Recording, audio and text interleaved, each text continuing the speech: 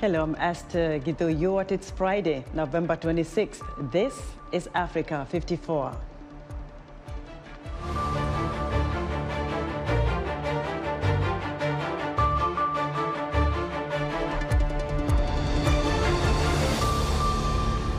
Sudanese keep rallying to demand military rulers leave, despite the recent power-sharing deal.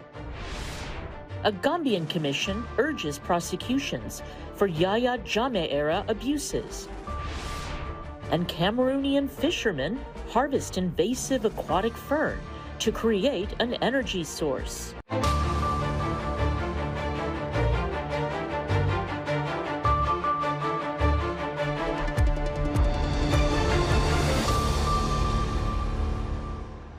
The European Union on Friday called for a suspension of air travel connection to places where a new coronavirus variant has been detected. European Commission President Ursula von der Leyen made the announcement, adding that vaccine producers are obliged to adapt their jabs as soon as new variants emerge. She spoke as news of a new variant detected in South Africa rattled global markets. Britain says it is concerned the newly identified coronavirus variants spreading in South Africa might make vaccines less effective and imperil efforts to fight the pandemic. Flora Bradley-Watson reports. The UK on Thursday banned flights from 6 southern African countries due to a new coronavirus variant spreading there. The new variant, called B11529, has alarmed global health officials, as it appears to be more transmissible and may evade vaccines.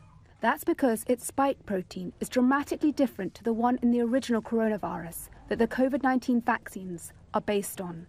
Britain's Health Secretary said it was important to act fast. We will be suspending all flights from 6 southern African countries, and we will adding those countries to the travel red list. Those countries are South Africa, Namibia, Lesotho, Eswatini, and Zimbabwe and Botswana. And we will be requiring anyone that arrives from those countries from 4 a.m. on Sunday to quarantine in hotels. Our scientists are deeply concerned about this variant. I'm concerned, of course, and that's one of the reasons we've taken this action today. Earlier on Thursday, South African scientists said they had detected the new COVID-19 variant in small numbers and were working to understand its potential implications. The variant has also been found in Botswana and Hong Kong, but the UK Health Security Agency said no cases of it have been detected in Britain. The World Health Organization is holding an emergency meeting on Friday to discuss the new variant.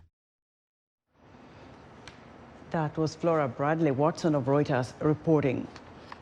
Several UK tourists have expressed their disappointment and alarm after having to cut their vacations short after the detection of a new COVID-19 variant in South Africa. Britain banned flights from South Africa and neighboring countries and asked British travelers returning from there to quarantine.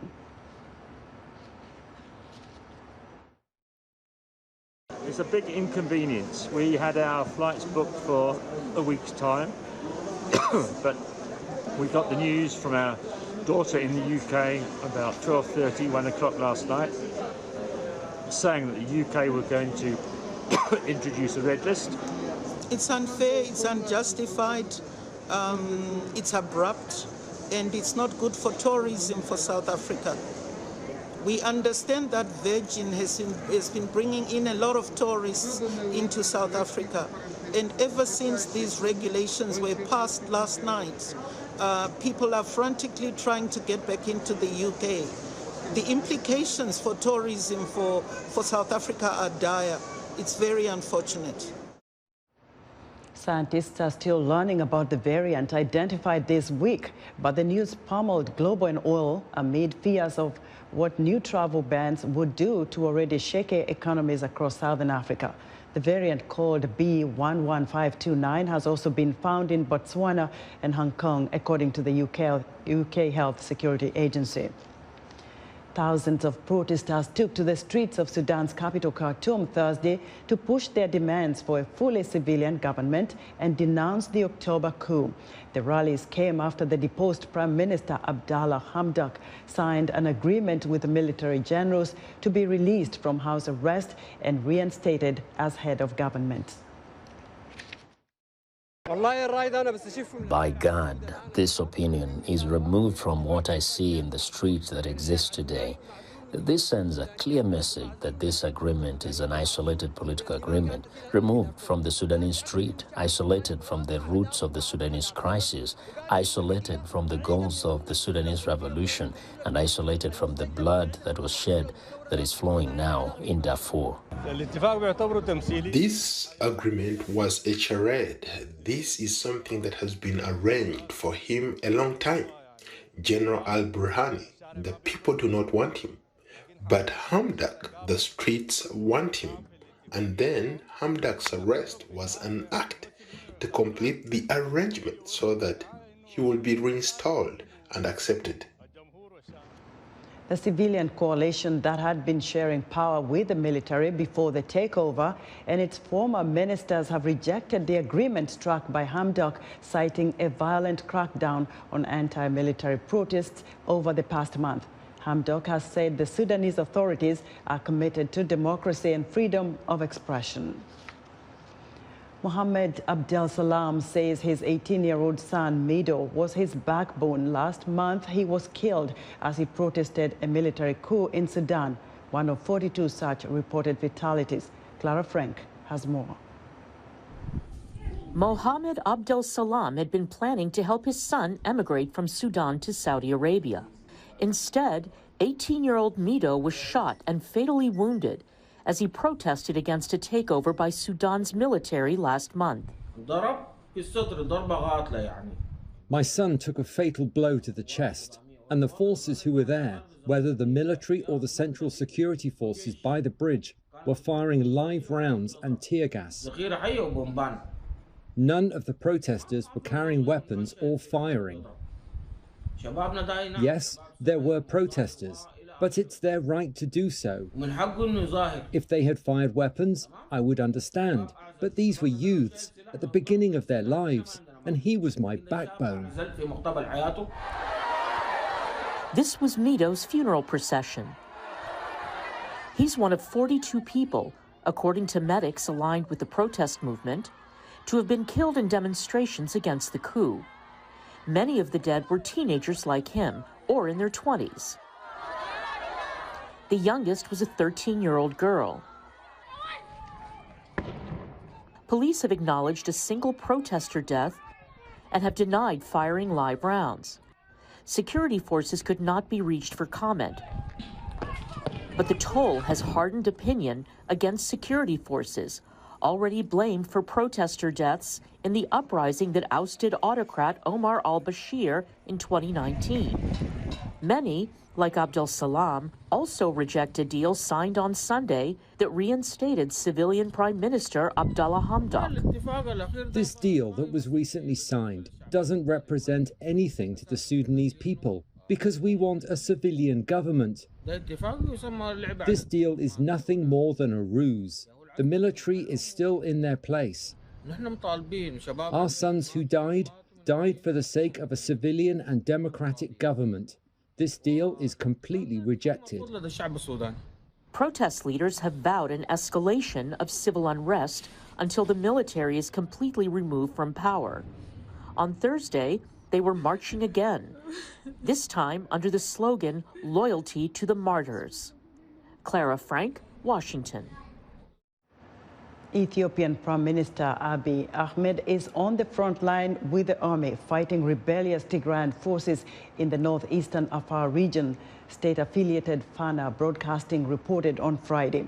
Abiy was wearing military fatigues and speaking to the television in the local Oromia and Amharic languages, according to the broadcast. Reuters could not independently verify exactly where it was filmed. Abiy announced late on Monday night that he was going to the front lines to direct the fight against the rebellious forces from the northern region of Tigray and their allies. The Tigrayan forces have threatened to push into the capital, Addis Ababa, or to try to cut a corridor linking landlocked Ethiopia with the region's largest airport. Gambia's Truth, Reconciliation and Reparations Commission on Thursday recommended prosecutions be pursued over crimes committed during the era of former President Yahya Jammeh. David Doyle has more. Gambia's Truth, Reconciliation and Reparations Commission, or TRRC, wrapped up a sweeping 3-year public inquiry on Thursday. Its recommendation: prosecutions for abuses committed during former President Yahya Jammeh's rule. Nearly 400 witnesses had testified before the TRRC, including victims and perpetrators of the torture, killings and looting that characterized Jammeh's 22-year rule. The commission delivered its report to President Adama Barrow. It comes 9 days before a presidential election, in which the exiled Jammeh has been urging his supporters to vote for an opposition coalition. Jammeh is in exile in Equatorial Guinea, where he fled after refusing to accept defeat to Barrow in 2016.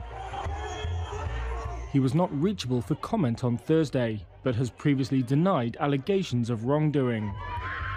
At a news conference, the TRRC's chairman declined to comment on who specifically should be targeted for prosecution. Barrow or any successor from the upcoming vote would have 6 months to decide how to respond to the report. That was David Doyle of Reuters reporting.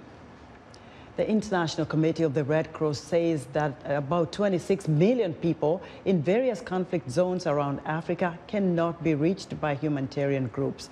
Armed groups, poor infrastructure, and the remoteness of the areas they live in mean that people must travel long distances and take great risks to access supplies or medical attention. The ICRC says humanitarian corridors that local and international groups can use to provide essentials like food and water must be kept open. The organization calls on all actors to respect international humanitarian law, which include respecting and protecting humanitarian workers, civilian populations, and their infrastructure, such as homes, schools, and health centers. Our ask is simply to preserve the humanitarian space, the space that organizations like ours, who act in full faith, in neutrality, with impartiality and independence, to be able to get access to those suffering in silence, unfortunately. Those who don't have any means to voice their concerns, to voice their pain and suffering. And our ask is to simply act on behalf of humanity. It's equally imperative for the communities themselves to have access to essential services, with or without international organizations or local organizations. Hence the need for armed and weapon bearers to allow these people to get access to water, to food, but also to health services in the hospitals, in the clinics, in the orthopedic centers that are available, and if not, to allow them to cross the front lines to get that service, because that is an essential part of bringing back some dignity to those who are suffering. The ICRC estimates that some 16.8 million in the Sahel and Lake Chad region are affected, while 5.5 million in Eastern Africa and 1.5 million people in Central Africa are also cut off. Cameroon's largest lake, Lake Osa, has been invaded by Salvinia molesta, an aquatic fern native to Brazil, which hinders navigation, making fishing impossible and blocks water access. Now, to combat the spreading of the plant, a local aid group is training fishermen to harvest the fern and transform it into organic coal. Anzwaku reports from Dazang, Cameroon. Florent Changa caught only 3 fish today, a situation that makes him desperate because he can no longer make a living as a fisherman. That's because an aquatic fern native to Brazil is making it difficult to fish in Lake Osa. So, Changa and other fishermen meet twice a week to remove what they can. Since the Salvinia molesta invaded Cameroon's largest lake in 2016, Changa's life has changed for the worse. The children do not go to school because of the salvinia. When the lake was good in the 80s and 90s, our children went to school, but today we can't pay for their schooling. Lake Ossa is a wildlife reserve, home to freshwater turtles, crocodiles, manatees, and more than 18 species of fish. The local aid group has trained community fishermen to transform the salvinia into organic coal. After collecting the fern, it is dried and burned. The resulting powder is mixed with other substances and then passed through a mold to create charcoal peats for domestic use. Because the fern grows back every 7 days, the NGO is also experimenting with a biological solution, raising a weevil that will feed specifically on salvinia. The group has released the weevil in the pilot site in the lake. They hope the insect will multiply, feeding on the salvinia leaves and producing leaves that will fix on the new plant growth. Birds is where the new leaves are coming out, and at that level you have proteins that the plants use to grow, and the larvae will hijack those proteins and therefore will stop the growth of the plants. So not only the weevil will stop the growth of the plants, but it will also destroy the biomass already present. The Cameroon government agreed to a pilot test of the biological solution, but has not discounted other methods. We would like to see the mechanical method applied as well as the biological control. That we don't just focus on biological control, which may take us much longer. We can apply both methods. We are looking for funding. The fishermen are encouraged to sell the salvinia charcoal to generate income. But they say they would rather see a solution to clean up the lake so that they can resume fishing. Anne Zwanke for VOA News, Dizangue, Cameroon. The Tunisian Navy rescued 487 migrants on Friday from an overloaded boat that ran into rough seas in the Mediterranean as they tried to reach Europe. The vessel was carrying migrants from Egypt, Syria, Sudan, Pakistan, Ethiopia, and the Palestinian territories. The Navy said they included 13 women and 93 children. In recent months, several drowning incidents have occurred off Tunisia, with an increase in the frequency of attempted crossings from Tunisia and Libya towards Italy. Unless Britain acts, the English Channel will become a graveyard for more migrants, including young children who embark on the dangerous journey for a better life after fleeing wars and poverty across the Middle East and Africa, according to charity groups. Hundreds of thousands of people have fled conflict, persecution, and poverty in Iran, Iraq, Syria, Afghanistan, Yemen, and Sudan, slipping across borders with the help of smugglers on epic journeys to the wealthy economies of Western Europe. Such a significant movement of people, many of whom are fleeing from conflicts in which the West has meddled, has sharpened political discourse across Europe, from Bulgaria to Britain. Few illegal migrants are welcome in Western Europe. France and Britain traded blame on Thursday after 27 people died trying to cross the channel in an inflatable boat, the worst accident of its kind on record in the waterway separating the two countries. Strategies so far have come from a point of deterrence, trying to stop people wanting to come here. We've proven that that doesn't work. For instance, 2 boats have been stopped coming over this morning with 40 people. They would have known what happened yesterday. If the death of 30 people is not a deterrent, then nothing will be. We need to start looking at this from a compassionate point of view. At the moment, there is no safe legal route to asylum in the UK, so we need to give people the option to claim asylum before needing to even think about getting in the water. The number of known migrants crossing the English Channel has surged to more than 26,000 so far in 2021, up from 8,461 in 2020 and 1,835 in 2019, according to tallies compiled by the BBC using Home Office data.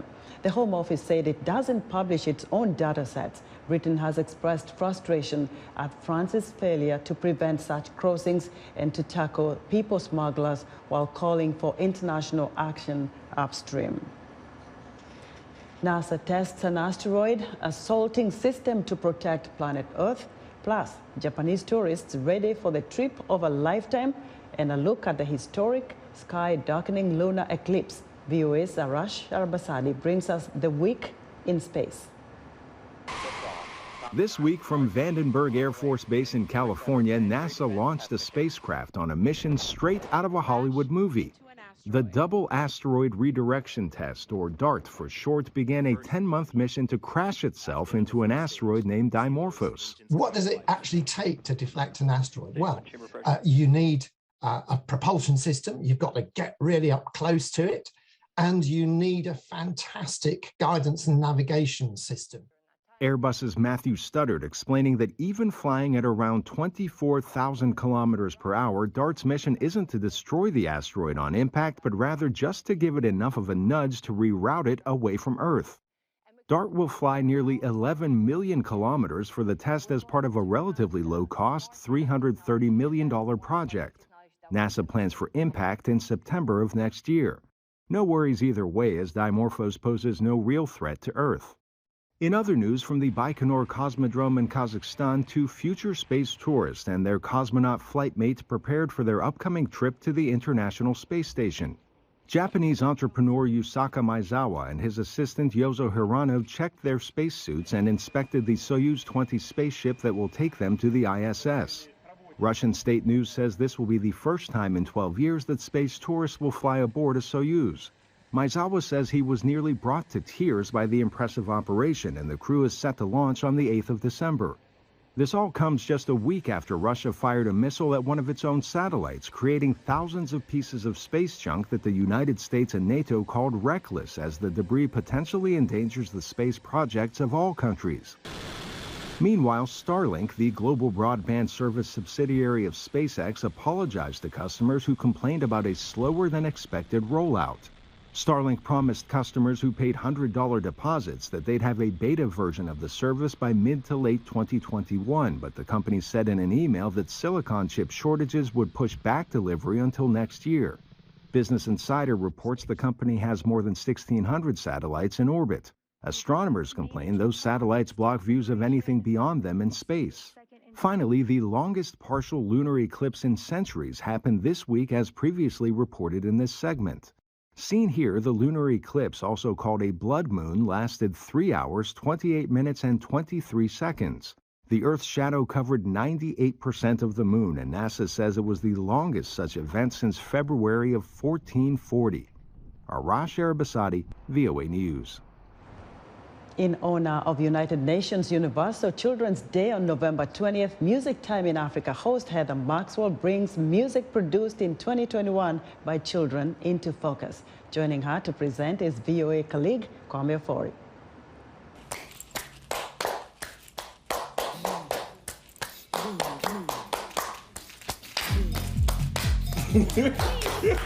I'm not gonna screw up.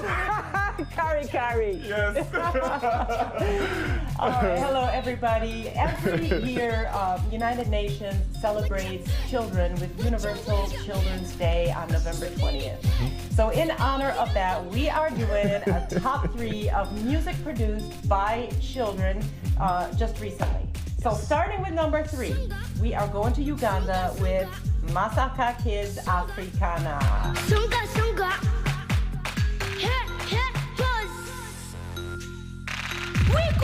All right, as many of you know, I love this group. So this isn't the first time that I've featured one of their music videos. They're such great dancers. It's a great cause. This is an orphanage, basically. These kids have been orphaned for various reasons. And they're amazing dancers and singers. And the little guy, the little rapper, is kind of featured in this particular dance, and his name is Prince Mr. Masaka.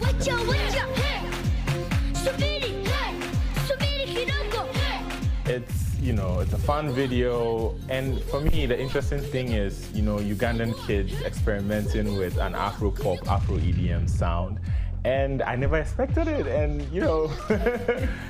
the dance moves, it's just a fun video. Yeah. They're just being kids, and it's just nice to watch. Another reason I love this group is because they are such good dancers, and they do crazy things like the tire around the neck, you know. I mean, that would really hurt somebody's neck. Yes, it would. These kids are tough too, man.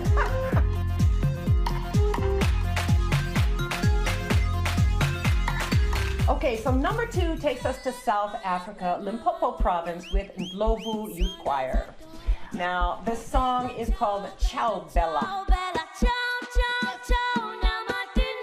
Now, Ciao Bella, this by Ndlovu Choir is the Amapiano version of the song. Now, we all watch Money Heist on Netflix. It was popularized by Money Heist, you know, by it's an old Italian folk song, you know, Heather? Yeah, it is. It's an old Italian folk song that is kind of a resistance song. Yes. And it's like an aria, but in a folk version. So it's just amazing that the song it speaks to so many different people around the world, including these kids in Limpopo province. And it has traveled. And it sounds great on Amapiano beat.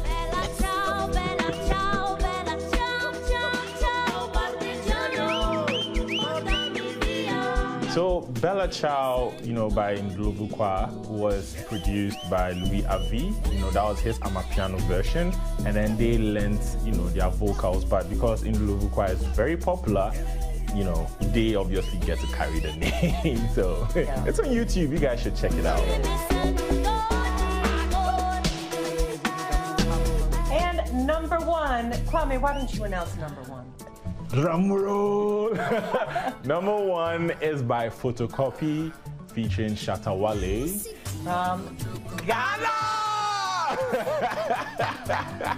And the title of the song is School de Bee. School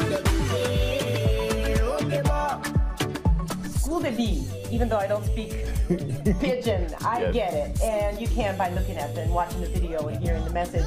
It's about going to school. So this song is great for International Children's Day for 2 reasons. Because it's a young kid who's just a dynamic, talented sweetie. True. And then the message is also for kids. It's an important thing about children's education.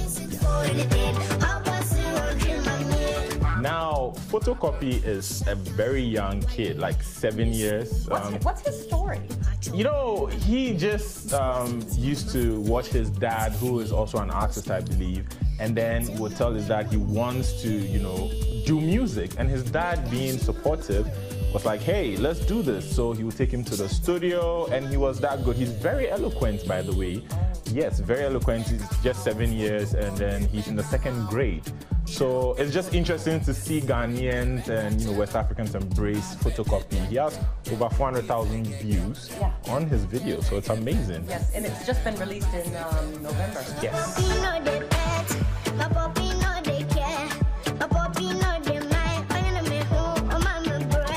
All right, and with School de Bee by Photocopy featuring Shatawale, that is our top 3 featuring International Children's Day. Yep, and I hope parents would allow their kids to just keep exploring their talents. And School de Bee, go to school. Yes. I'm Heather Maxwell. And I'm Mr. Sante. And we'll see you next time.